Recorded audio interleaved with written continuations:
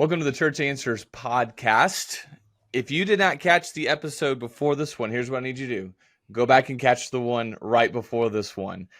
We started a conversation with Bray. By the way, Bray, welcome to the podcast. We're excited you're here. Excited you're back.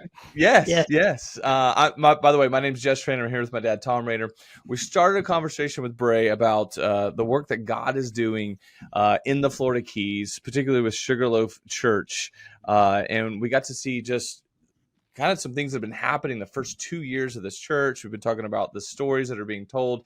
And so we love the conversation so much. We said, Bray, we got to do one more episode. And so on the spot, Bray's back with us. We're super excited to continue this. I'm thankful I don't have to talk to my dad for another 20 to 25 minutes. So I have to listen to you preach every Sunday because I go to your church because I made a commitment not to go preach at other churches. And it's always you. And then after the first service, I say, Nellie Jo, you ready to go get an early lunch? No, I want to stay for a second time. And listen to every single Sunday. And you're here whining about having to talk to me. No. No, it's true, actually. And you're preaching at the Church of Spring Hill this Sunday. And I'm not going to listen. I'm not even going to be there. I know. It's senior adult day. and I'm one or two senior adults in the church.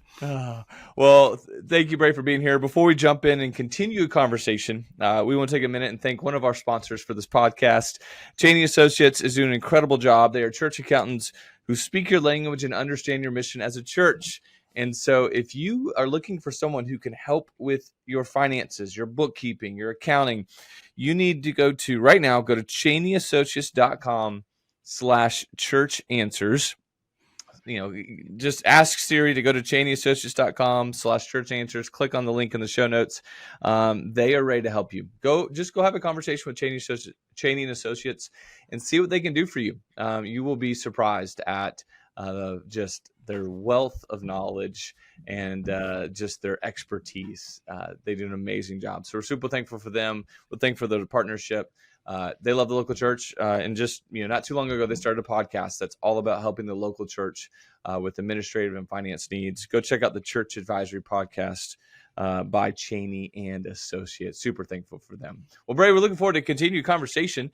You told us a lot. I mean, there's some things I walked away with from our previous episode. I'm like, I need to do that. That's a great idea. And so we're looking forward to continue the conversation. Dad, I don't know where you want to go with this one. Why don't you just help us jump off into the second part of this conversation with Bray? I want to reflect back. One of the things Bray does is every Monday you communicate with your church. Is that right? Is it just a digital newsletter or something to that effect? That's right. Jess, you want to hear another story about your old man? You don't have a choice. I'm going to tell you. So I was at my first church, Southern Indiana, before you were born. 7 people in the church. Church was started in the 18th century. Had 2 entrances, one for the men, one for the women. Had no restrooms. That was another issue that we could get to at some other time. And one of the first things I started doing, in addition to encouraging, copying Bray here, but in addition to encouraging, I typed a letter. We didn't have any type of computers, no Mac, so I did it on an electric typewriter, one called a Selectric. And I typed a newsletter every week and handed it out Sunday. And I would hand it out to them and I'd say, this is for you. This is for you. I had to pay for the copies myself. The church had no copy machine. I'd go to somewhere, I think seminary library or something like that, and I'd run the copies off and I'd hand them. And they said that was one of the biggest things that they had ever known, that encouragement, because it's all encouragement. Had a real original name. We have a lot of original names. Well, there's this company that answers church questions. What should we call them? Church Answers. Oh, there's a church in Spring Hill, Tennessee. What should we call it? Oh, the church at Spring Hill. I gave them a letter from me. You know what I call it, Jess? The church newsletter? From your pastor. 1 page. And I mailed it to some people who said it's one of the saddest days that they can remember when I stopped doing that, when I left that church and actually had some help doing that. But that's one of the things that Bray was reminding me how important that personal touch was in that communication, even back then. We could go back and listen and view. If you like viewing it, go to YouTube and go to the Church Answers podcast there. If you listen on your favorite app, hey, give us a rating and review, give us a thumbs up, and listen to it again. You can put us on double speed. None of us talk real fast. Just Uh, Bray's an Alabamian like I am, and he Yes. talks about the slow speed that I do. You're a little bit faster, Jess, because you were born and raised in Kentucky and Indiana. Right. So you're a little bit faster. We'll go and listen to it maybe on 1.5 speed, get a review of what we did. But let's go to some of these other issues, like this one. You said you built a network of support. Are we talking financial support? Are we talking prayer support? What are we talking? All the above. First, I wanted to make sure that when I came in, that the pastors locally didn't think that I was going to begin to poach. And we're the only church for 20 minutes in either direction, but nonetheless, if you get disaffected at one church, there's a lot of shifting that happens because there's just a few churches to shift to. So I wanted to let those guys know, hey, I'm never going to poach your guys, never going to poach your families. And they felt disarmed. So we started doing things together. We help each other out during VBS. We share members for like food pantry. So that built rapport in the community. But to financial support, we made sure to get in contact with our local association to see what resources that they had, which was a trailer with a bouncy house. And so we started a kids ministry, which now runs about 20 something kids strong, give or Wow. take each week. That's great. We're very thankful from 0 to 20 something, it's a huge, it's one of our things we're most proud of. So we use the bouncy house regularly for events and just random on Wednesday nights. But then those newsletters, they connected us to prayer support and financial support. And we do this thing called wish list giving. So if we have a special project going on, that we'll put all these things on that wish list, and they can buy a shower, that we're going to put into this next apartment. They can buy big, they can buy small. There's something for everybody on there. And last year we got about $6,700 through wish list giving, which, when our budget, I think of things in months of operation expenses, that bought us an additional month of ministry that way. So, yeah, that's how we kind of build our network of support. Wow. Do you have a business background? You sound like you have at least My, business knowledge. my family ran a golf course outside of Chattanooga, Tennessee. So that I got to sit at the cash register and learn a lot of things, business and sadly poker related, but I don't play poker anymore. I can believe it. I've heard of this model, but I need you to explain it to me. You created a simple church model. Where did that come from? It came from a guy online who also has a podcast. If I could think of his name right now. I'll No. help you remember. It's Eric Geiger.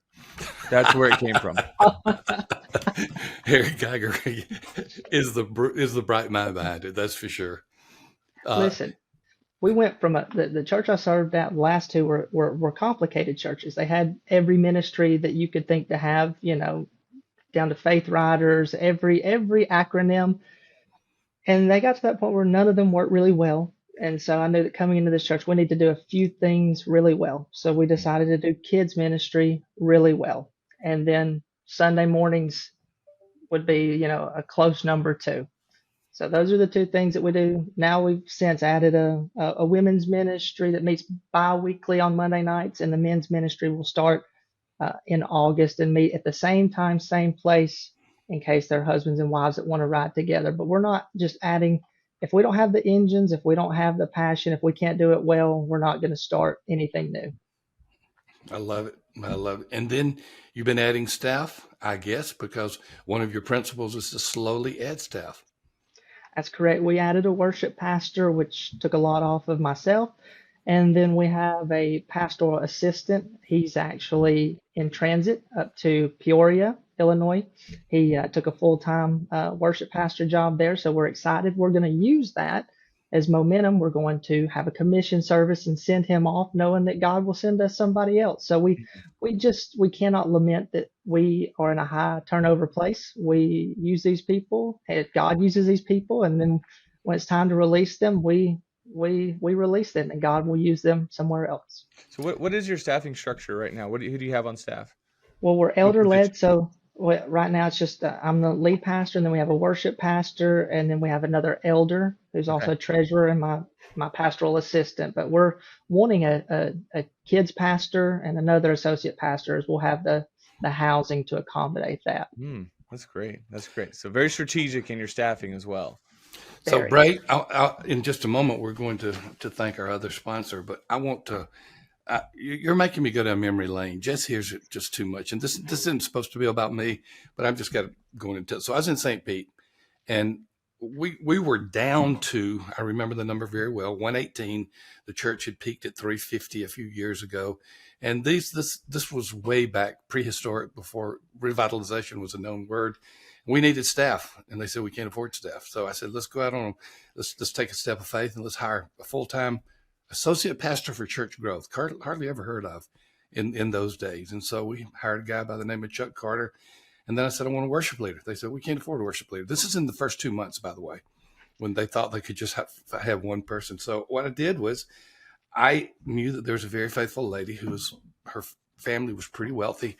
And I didn't have any idea what she gave, but I had an idea that her husband probably could let go of some funds, but he was not a Christian. He was a physician. So I went to see him, and with permission from this lady. And he said, you going to tell me about Jesus? I said, no, I won't talk about money. Then we'll talk about Jesus. And so I asked him, here's what I said to him. I said, I want you to fund a full-time staff person for 1 year. I said, I want salary, benefits, everything for 1 year. And he said, what happens after 1 year? I said, well, if we can't pay him, he gets fired, and I'll hire him on that basis. He said, you're crazy. I said, I know, but you're rich. So let's just make this work. And it did. And so we brought on a worship leader who took on evangelism. So we had evangelism and a church growth guy. And so real weird combination of evangelism and worship, Rob Young, and incredible guys for the local church. Once they get that vision, they'll step, even some of the lost people step up. To my knowledge, he didn't become a follower of Christ. I did share the gospel with him, which was the most important thing, but at least I got some of the unredeemed money in the process. Oh, so, Jess, talk to us. I don't think I've ever heard that phrase, unredeemed money. Yes. Oh my gosh. Well, if you're looking to do something redeeming for your community, good segue. We encourage you to partner with Upward Sports. They are our second sponsor for this podcast. We love the work they're doing. They have a heart to reach the community. Excuse me. It just choked Jess up because he's talking about Cheney and then Upward. I'm talking about Upward. I was about to segue. Oh, talk about Cheney and then Upward, and that double dose has just choked you up, Jess. I love our sponsors that much. They're amazing. I love them. Excuse me on that. I was talking about redeeming. I don't even remember what I said. I lost my whole train of thought. I'm just thinking Upward Sports. They did an amazing job. They want to help you reach your community. Go check out upward.org/church answers. Don't let your thinking that you don't have the right facilities to use a sports program or sports ministry. They can meet you where you are as a church. Even if you have a parking lot, you can do pickleball. Even if you don't have a parking lot, they can do Upward Sports for running. So just go check out upward.org. Go check out upward.org/church answers and see what they can do for you. You had a church growth, you had evangelism guy. Maybe this is the step. Someone can't hire staff, but they can go partner with Upward. Associate pastor of pickleball. Hey, it might work. Our God's a big God. Who knows? What I loved, Bray, all of the. By the way, we saw your story on Church Answer Central, and I read that thing. I don't know if the community knows it, but I read it almost every single day. It would be an exception when I did, and I read yours. And basically, you just said, "I want to tell a story," and you told the story of what was going on at Sugarloaf in a way that was not at all braggadocious, but saying, I want to tell you what God has done. Mm-hmm. And I picked up on that, and I said, we got 2,000 who are part of the Church Answer Central crowd, but I want more people to hear that story. And so I think I asked Alana or someone to reach out to you and put you on for what was going to be one podcast and now 2 podcasts. But I just kept hearing things again and again that are so incredibly practical and God-infused. And one of them was, make sure you do something, I'm emphasizing that word, with excellence. You didn't say make sure you do everything with excellence. You said make sure you do something with excellence. Talk to us. That comes out of what we mentioned earlier about my family having a business, and my dad was, get up before the sun and stay up after the sun went down, and but he always was talking about like his customer service meant everything because if you run a golf course, people have to like you. In the church world, I'm not trying to get people to like me. I'm trying to get them to see the Savior. And Mm. when we do something with excellence, because everybody knows that there's no one perfect at Sugarloaf Church, definitely not their pastor. But when we do something with excellence and we say to God be the glory, not let's keep bragging on so and so for how awesome they are at, preaching, leading worship, yada yada, that other people feel disarmed. They really feel like, okay, so this church is really they've got it. At least they're trying to get it in the right order. So our passion's there to do something with excellence, and knowing that we cannot be the every church for everybody. There's no way that my church can now have the ministry that my former church had. We can't have the church that Big Coppet, 20 minutes south. We can't have the ministry that Big Pine has 20 minutes north. We got to be us, and what we can do with excellence is minister to the little island kids that are running around barefoot. My son has joined in to that group, and we can minister to these snowbirds. And if we get more and more locals along the way, to God be the glory. But we're just trying to do a few things with excellence, and yeah. I love that story, and I just like the fact that you're saying we can't be all things to all people. We'll be all things to all people as God wants us to be all things to all people. Yes. And you open the doors there. That's right. Last principle, at least for these two podcasts, there are no reasons to stop and coast. Sounds like you learned something from your heavenly Father and from your earthly father too.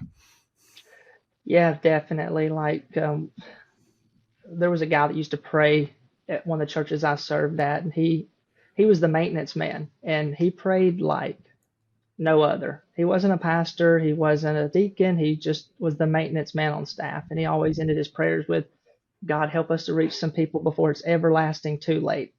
And it just always stuck with me. It had such an impact that we can't coast, that I might get 3 Sundays with a family, or I might get 3 years. And so every Sunday counts for us. And also, we can't get arrogant. Things are going better than they went for this church in 10 years, but it's a small church. And, the right 3 families could be moved next month. And then, the money could be an issue, and the leadership could be an issue. I say an issue, meaning we could run a deficit of the things that we need to even run a simple church. And so we just stay very dependent on God, and we can't coast. We got to keep developing, new converts and new families into the church. I love that, because the process of revitalization, there's probably a point where you think, okay, we're good. We can take our foot off the accelerator for a little bit. But when you look at, the different pieces, it's kind of like, no, we can't. There's too much at stake, particularly, lost souls. And Exactly. so I love that that's the driving heart behind everything you do. Yes. Because you could look at it programmatically, you could look at it from a budget standpoint, you can be like, all right, let's just take a break for a little bit. And I mean, that's the motivation, but there's also the practical reality of like, once you stop, it's hard to get going again. Like, you got to keep that momentum going. And I love that, not only from a practical standpoint, from a spiritual standpoint of you got to keep going. I love that. That's good. All right. One thing I want to do can you give us a link that we will put in the show notes where if someone wants to support your church through prayer or finances, we can share that. Do you know it off the top of your head, or you want us just to put it in the show notes? We could put it in the show notes. I could pull it pretty quick. You got 1 second? Oh, I got 1 second. We're recording. One of the reasons I want to do that is one of the reasons I want to get you to verbalize it is because relatively few people actually look at the show notes. They listen to the podcast. You've been listening to our podcast a long time. You probably don't go back and read all the show notes all the time. So sure. I'd like you to articulate if you have it available. Let me look it real quick so I can say it right. We'll let you do it. While you're looking, Jess is going to close us out with Cheney, and we're going to come back. Don't leave after the Cheney promotion. We're going to come back and talk to Bray about this link. Yeah. Speaking of finances and fundraising and giving and gifts and tithes, and being able to manage that. If you are looking for someone to come alongside your church and help you with that, go to CheneyAssociates.com/church answers. Cheney and Associates is a company, is a ministry that is all about helping local churches oversee and manage their finances. They love coming alongside and providing tailored solutions for every church, every size, every budget.